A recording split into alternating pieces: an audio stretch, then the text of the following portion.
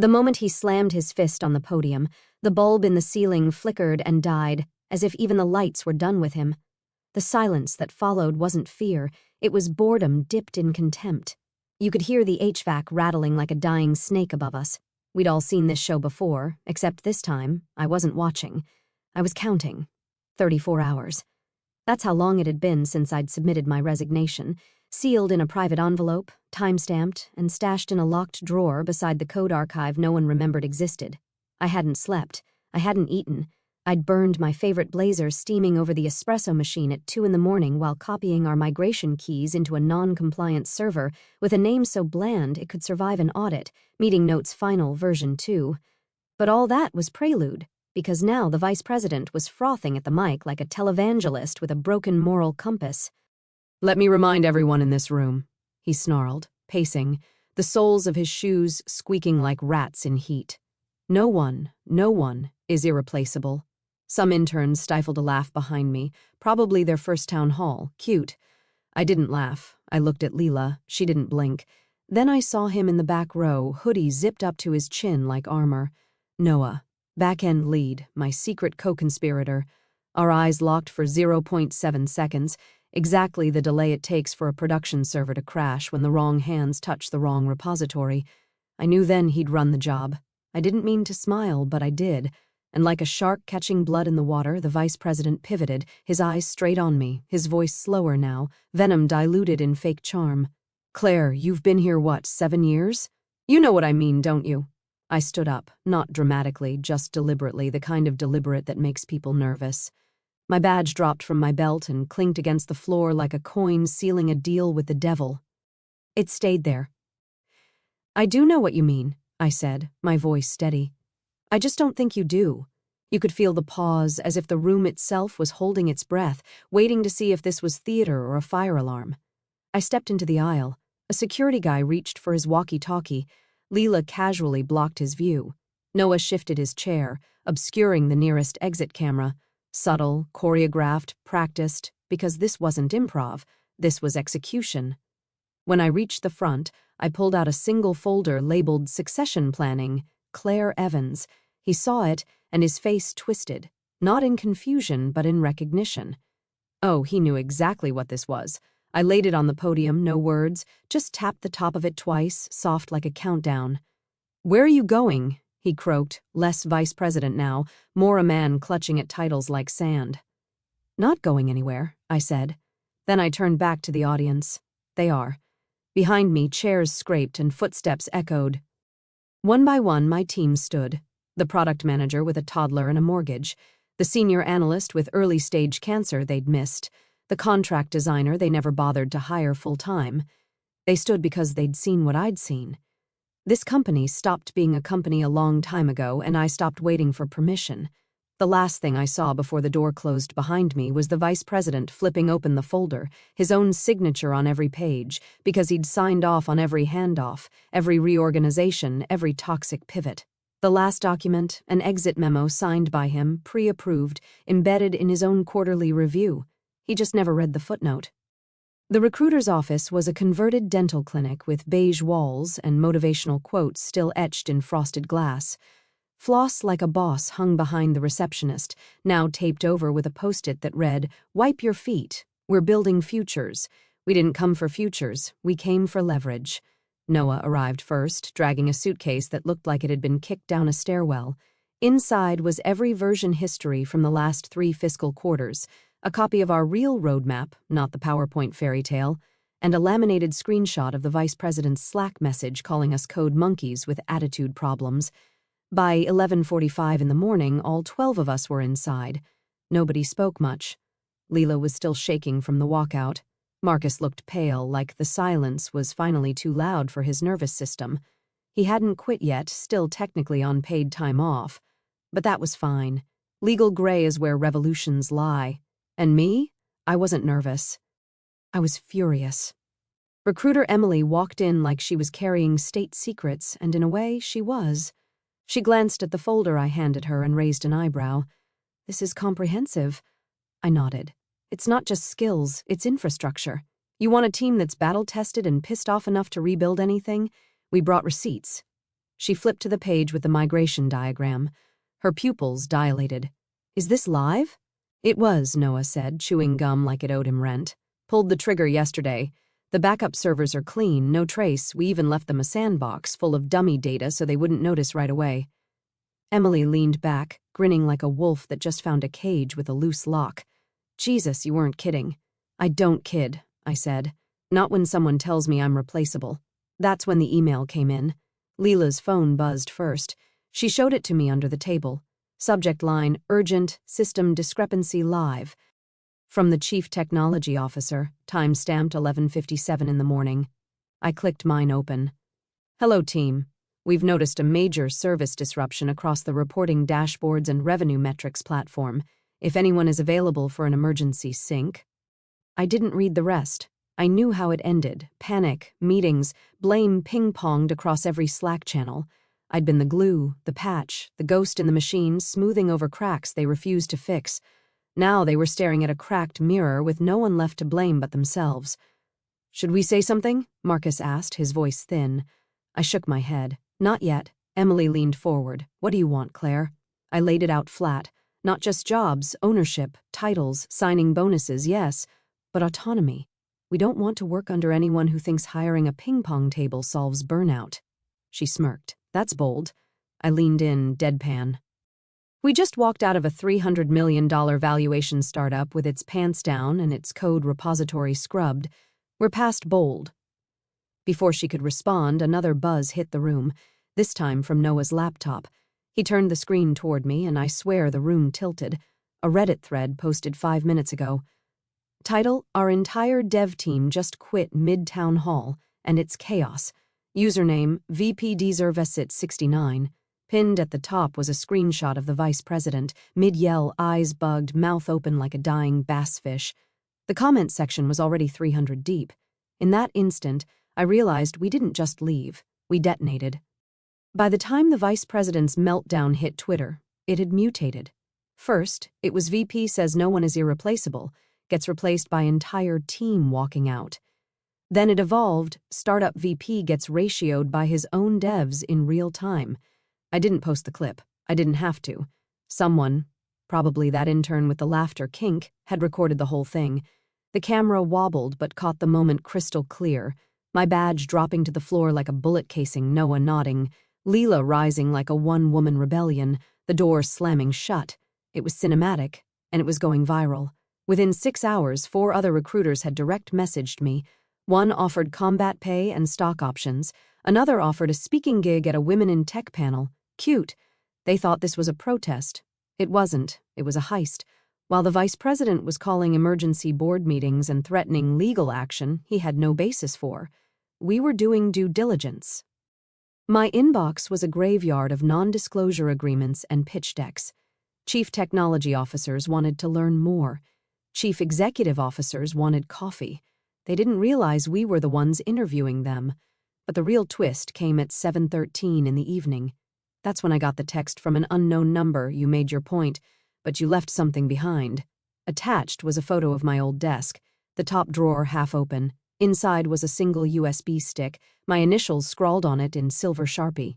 It made no sense. I hadn't used a USB in 3 years, and I sure as hell didn't leave anything behind. Unless someone planted it. My stomach flipped, because that wasn't just any drawer. That was the drawer the vice president had once rifled through after I declined to join his strategic vision alignment offsite, a 4-hour ego parade with no women at the table. I called Noah. He picked up on the first ring. You get the photo? I asked. Yep, he said, a pause. I didn't leave that, I know. We stayed quiet, static buzzing between us. I heard traffic in the background. He was outside, watching something. You think they're trying to bait you? He asked. They don't need bait, I said. They need a scapegoat. Here's what I hadn't told anyone, not even Leela. The vice president had been quietly pushing an initiative to offshore half our engineering team. I'd seen the proposal by accident while reviewing a Jira import dump, hidden in a subtask labeled Q3 budget optimization. He was prepping to fire half the team before December. What we did wasn't sabotage, it was preemptive extraction. But if that USB held anything, Old security credentials, partial backups, a financial model I'd abandoned mid-sprint. It could be twisted. And if it was planted, this wasn't just a tantrum. It was retaliation. At 7:21 in the evening, I called Leela.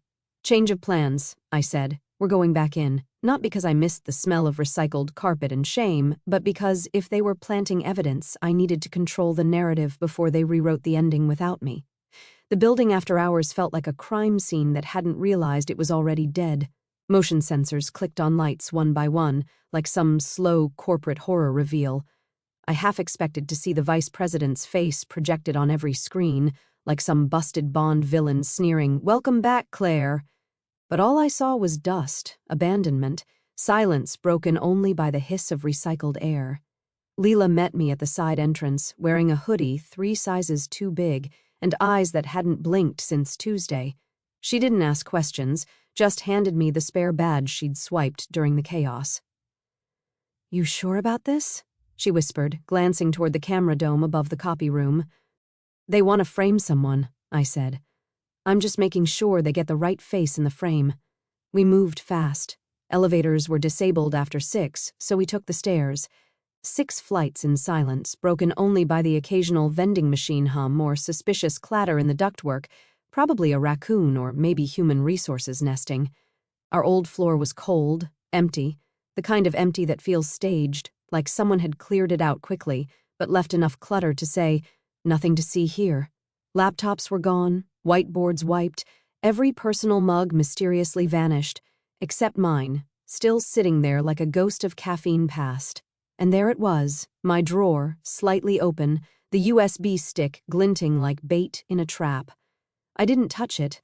I opened my laptop, offline, fully air-gapped, and inserted my own decoy drive, loaded with mirrored system logs. Noah had built a shell script that would scan the USB without launching any executable files, just in case they got cute with it. Leela hovered behind me. "What if it's clean?" she asked. "Then they're dumber than I thought," I muttered, watching the logs crawl across the screen. It wasn't clean. 2 seconds in, the script halted. "Match found, finance logs, June 2023. XLSX hash discrepancy, unauthorized modification detected, last modified by C. Evans, Claire E. at DevStar Inc. My name, my credentials, my file." Except I never touched that spreadsheet. I'd archived it months ago when finance asked me to help audit a bug in the revenue generation model. Leela's hand was on my shoulder before I knew I was shaking. "They forged the logs," she whispered. "They're setting you up for data tampering." I stood up so fast the chair toppled. My badge still lay on the floor from 3 days ago, the same badge I'd dropped during the walkout, but something new had been added beneath it. A note, just 1 line printed in tiny 10-point font. This could have ended better. I snapped a photo of it and sent it to Noah. 10 seconds later, he responded, "That's not just a threat, that's a stamp. Check the printer logs from 3 nights ago. If they used company hardware, it's traceable." Leela and I bolted toward the server room, but halfway down the hall, the lights cut out. Not flickered, cut, dead, black. Then the motion sensors triggered red, emergency floodlight red, the kind you only see during fire drills and internal breaches. We weren't alone. A voice came from behind the break room door, calm, familiar. "You really should have taken the combat pay and walked, Claire." The vice president stepped into view, holding a Starbucks cup like a trophy and wearing that same smug smirk he used when rejecting paid time off requests. Behind him stood the head of security, arms crossed, eyes blank, corporate compliance incarnate. Leela stiffened. My heart didn't pound, it ticked like a timer, because I'd planned for betrayal. But I hadn't planned for this. He wasn't trying to fire me, he was trying to erase me. He took a sip of his lukewarm ego brew and said it like he was reading a eulogy off a prompter. "You're trespassing, Claire. Company property, after hours, accessing restricted files. I could have you escorted out in handcuffs, but frankly, I'm a gentleman." Leela stepped slightly in front of me, her breath shallow. I could feel her calculating hallway length, fire exit distance, probability of surveillance interference. Too late. We were boxed in, and he knew it. The head of security didn't speak, just stood there like an unpaid actor in a soap opera, waiting for direction. "Why the charade?" I asked, trying to keep my voice even. "You planted the file, faked the logs. What's the endgame, Bob?" He flinched when I said his name. Good. Bob hated being reminded he wasn't some mythical unicorn of tech leadership, just a middle-aged man with a Napoleon complex and a burner Twitter account where he retweeted Elon Musk like scripture. You know the drill, he said, stepping closer. We clean house before a merger. Your walkout spooked the board. I had to make it look like a rogue faction, saboteurs. One name in the fire is easier than 12, Leela hissed through her teeth. You're blaming Claire for your own incompetence. He tilted his head, faux sympathy oozing from his pores. People and your moral high horses. This is business. You walked out. I kept the narrative clean. No lawsuits, just a disgruntled ex-employee caught accessing sensitive financial data. HR gets their sacrificial lamb. I get my bonus. Win-win. I almost laughed. Almost. But then he added, oh, and by Monday I'll have a full report circulating. Investors will know it was you who tanked the back-end pipeline. Your name will be mud. I should have cracked then, screamed, thrown a chair, something, but I didn't. I smiled, and it scared the hell out of him because the trap had already been reversed. I reached into my backpack and pulled out a tablet, turned the screen toward him, and hit play. Audio, crystal clear, his voice from just 10 hours earlier. I don't care what you have to forge. Pin it on her. Make it clean. His tone was calm, almost bored like he was ordering a sandwich. Bob's smirk cracked. You were in the office earlier today? He asked, his voice wobbling. Nope, I said. You were. Left a Bluetooth beacon active in the printer room. Leela picked up the signal from the street. We spoofed your laptop session, accessed your mic remotely. And guess what? I tapped the tablet. Turns out your offhand threats sound great in lossless. He lunged, but security grabbed his arm, not to protect him, to stop him. Because while he was busy playing corporate Machiavelli, I was already 5 steps ahead. Noah had uploaded the full audio file to a secure Google Drive with timestamps, chain of custody forwarded to legal, the board, and 3 journalists who owed me favors after I exposed a crypto scam last year. Check your inbox, I said quietly. Subject line, irreplaceable. Bob froze, pulled out his phone. His pupils shrank. You're bluffing. Am I? I nodded toward the emergency lights. They flickered once, then again. The sprinkler system kicked on our command because Noah had spent the last 2 days with backdoor access to the building's maintenance system. We weren't just hackers. We were architects. Let's go, I told Leela. We walked out, soaked, silent, shoes squishing with every step. Behind us, Bob stood screaming in a red hallway, phone in hand, soaked to the bone, watching his empire short-circuit one light bulb at a time. We weren't replaceable. We were unforgettable. They tried damage control by sunrise. The official company Slack posted a vague announcement. An isolated incident involving unauthorized access is under internal review. Operations remain stable. Stable, please. The product dashboard was a graveyard of 404 errors. DevOps was in full-blown cardiac arrest, and some poor new hire accidentally pushed a live build with lorem ipsum still in the header. Meanwhile, the audio file hit Twitter at 7:13 in the morning, embedded in a thread titled Ex-Employee Leaks VP's Attempt to Frame Her After Team Mutiny.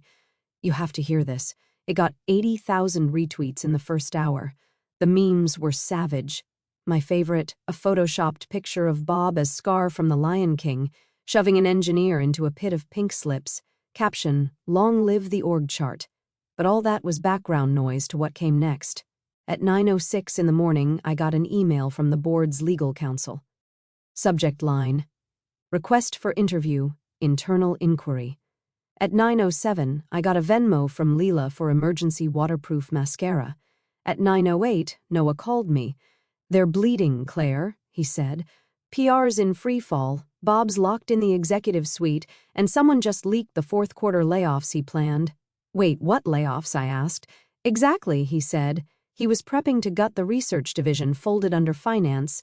Guess which team had the only working machine learning pipeline? You're kidding. Oh, and the offshore plan, that budget optimization subtask? Turns out he promised it to a cousin in Jakarta, the same cousin who tanked an e-commerce platform in under 6 months. I laughed. I couldn't help it. It was absurd, beautiful, explosive, like watching the Death Star implode and realizing you were the one who loosened the bolt. At 11:32 in the morning, I met the board, not in person, not even on Zoom. They invited me to a private secure link, black screen, 3 voices, no faces, corporate ghost court. Miss Evans, the woman in the middle said, your evidence is substantial. I stayed quiet, letting them fill the silence with their own discomfort. We're aware of Mr. Bishop's conduct. His position is under review. Translation, he's already toast. We have one question, another voice added. Why didn't you bring this to us sooner? I paused, then told them the truth. Because the last time I raised a red flag, your chief people officer called me emotional. Because when I pushed back against fake mentorships, Bob cut my team's budget by 40%. Because when I flagged code theft last quarter, I got a performance improvement plan in return. Silence. Then the woman spoke again. What would it take to bring you back? I almost choked. To what? I asked. Help clean up a system I already burned down? New leadership, she said quietly. Stability. Someone who can rebuild trust. No, I said, standing. What you need is to sit in your own ashes for a while. I ended the call. No thank you. No goodbye. By 1 in the afternoon, Bob's resignation went public, pursuing other opportunities. Yeah, prison, maybe. By 2 in the afternoon, 3 news outlets published exposés, every quote verified, every line sourced. By 4 in the afternoon, I was sitting on a rooftop bar with my team, sun on my face, beer in hand, watching the stock price hiccup like it was drunk on its own bad karma. That night, I slept with my phone off, the first time in months. But deep down, I knew it wasn't over, because someone else had seen the USB, someone who hadn't spoken yet. And silence always means there's one last move on the board. The email came at 3:12 in the morning. No subject, no signature, just a single line of text, you missed a backup. I stared at it, half asleep, heart pounding like it had a grudge. The sender was anonymized, the VPN trace routed through 5 countries, a burner domain ending in .ru for dramatic flair, cute. Attached was a screenshot, a file directory, time-stamped a week before the walkout, and there it was.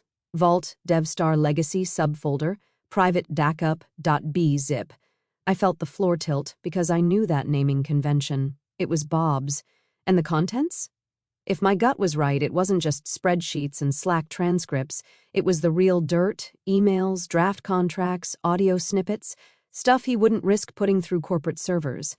Noah confirmed it within 10 minutes. That backup's not just real, it's radioactive, he said, voice low. Signed NDAs from the merger partner, ghost invoices, a side contract with a consulting firm that doesn't exist. I think he was siphoning off pre-merger funds, prepping an exit strategy. Blackmail? I asked. More like insurance, he replied, except now someone else has it and they want you to know. My mind spun. If this was a warning shot, it wasn't aimed at us, it was aimed through us. Can we trace it? I asked. Noah hesitated. I can try. But whoever sent it, they want something. Otherwise, they'd leak it. This isn't exposure, it's leverage. And leverage meant politics, internal, high stakes, dangerous. By noon, I had 3 theories. Someone inside the boardroom wanted Bob out, but now needed a new scapegoat. Someone outside the company wanted to stall the merger and was using me as a blunt object. Or someone inside my own team had known about the backup all along and never said a word. That last thought hit harder than I wanted to admit. I called Leela. No answer. I called Marcus. Straight to voicemail. I pinged Noah. You told anyone else about the backup? No, not a soul, he said. Even off record, even before the walkout. Claire, what's going on? Then I checked my LinkedIn, a new connection request from Leela, which was weird because Leela and I had never disconnected. I clicked. Her profile had changed. New headline, Senior Engineering Manager, Helix Quantum Systems. That's the competitor, the same firm that nearly poached our dev team 2 years ago, the same firm Bob once ranted about over lunch like they were a cult. I messaged her. No reply. I tried calling. Straight to voicemail. Noah sent another update, Claire, that backup. I just found another copy on Helix servers, hidden deep, modified 2 days ago. Leela's name is on the access log. My mouth went dry. This wasn't Bob's parting gift. It wasn't blackmail. It was a trade. Leela hadn't just walked out with us. She'd walked out with Bob's insurance file, then sold it to our biggest rival, and she'd used me as the decoy. That's why she helped with the mic, the sprinkler hack, the badge swipe. She wanted Bob to burn, but not for justice. for currency. She weaponized our rebellion to buy herself a seat at a better table, and now she was gone, smiling in a headshot beside a chief executive officer who once tried to poach me. I stared at the screen until my coffee went cold. I'd won the battle, burned the tyrant, but the knife had come from my own side, and it was still buried in my back. 2 weeks later, her face was everywhere. TechCrunch, rising star of engineering, how one woman helped secure the quantum pivot. Forbes, the strategist who outmaneuvered chaos inside Helix's bold acquisition. Even Wired, the quiet assassin, Leela Kim and the corporate exodus heard around the world. They painted her like a prophet, like she hadn't walked across a bridge of betrayal with matches still smoking in her pocket. Not once did my name come up. Not in the bylines, not in the footnotes, not even in the dramatized TikTok reenactments with pastel filters and Gen Z voiceovers. That was her final move, not just to win, but to erase me. But you don't erase someone who built the battlefield, so I went quiet, not defeated, just recalibrating. Because revenge is like code. You don't ship it angry, you ship it flawless. And when my moment came, it started like all elegant executions, with a leak. A reporter I'd once saved from a lawsuit messaged me late one night. Someone's feeding internal Helix emails to the press. The story's growing. Names are coming out. Names like Leela's, names like the shell firm tied to Bob's cousin in Jakarta, names like the mid-merger whisper deals Helix denied under oath. Then came the data audit. Helix's investors pulled out of a pre-IPO round when they saw the Q4 forecast had been propped up by recycled metrics, the same ones I'd buried in our test sandbox, scrubbed and forgotten until Leela repackaged them as forecast prototypes. Bad move because I'd tagged them with obscure, invisible metadata, my initials and a timestamp, hidden in the dataset like digital DNA. So when that audit hit public record, guess who they traced it to? Not me, not Noah, Leela. Suddenly, she wasn't the quiet assassin, she was the security risk. Her contract got reevaluated, her spotlight dimmed, she disappeared from panels, the headlines stopped. And that's when I made my move. I took a call from a company that didn't go nuclear. A quiet, mid-size firm that had watched the whole DevStar saga unfold like a docuseries. They didn't want PR. They wanted someone who could lead without needing to stab anyone in the spine. The offer came with autonomy, a budget, equity, and no Bob. So I accepted. I rebuilt my way. Now, Leela consults freelance, occasionally popping up on Reddit threads begging for advice on how to rebuild credibility after public exits. Bob, rumor has it, is advising an AI startup in Idaho. Good luck with that. As for me, I walk into meetings with people who listen. I build with a team that chooses to stay, and I don't carry a knife in my back anymore. I carry the blueprint of everything we survived, everything we exposed, everything they thought they'd bury. Turns out, I was never replaceable, just underestimated. And now they remember me, even when they pretend not to.